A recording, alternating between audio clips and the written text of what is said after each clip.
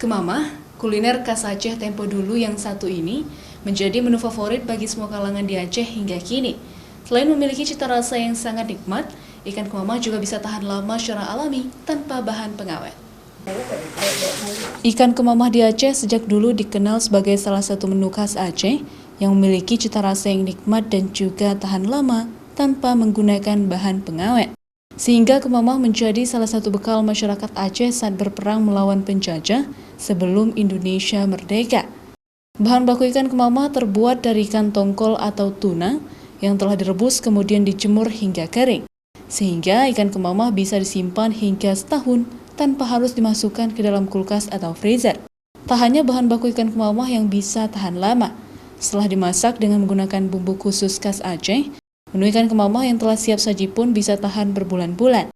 Itu sebabnya ikan kemamah sering dijadikan sebagai kuliner oleh-oleh dari Aceh. Benar, rasanya itu luar biasa enaknya dan kerasa banget khas Acehnya.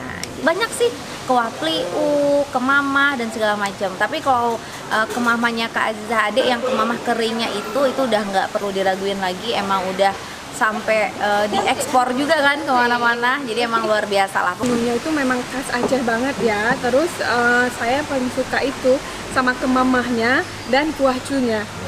Saya juga sering makan siang di sini. Terus pokoknya makanannya enak-enak. Saya beranikan diri memasak ikan yang kualitas ekspor. Nah mungkin sedikit yang membedakan rasa kemamah saya dengan kemamah orang lain adalah rasanya, karena ikan yang saya pakai itu ikan di atas 65 kg ke atas.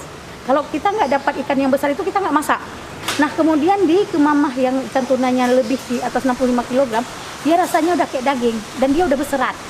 Bagi Anda yang penasaran dengan rasa nikmatnya ikan kemamah kuliner khas Aceh tempo dulu, bisa langsung mencobanya di rumah makan Syah Kuala di Banda Aceh, yang dirintis oleh Azizah Ade, mantan pasukan militer Inong Balai Gerakan Aceh Merdeka atau GAM, pada saat konflik Aceh dulu.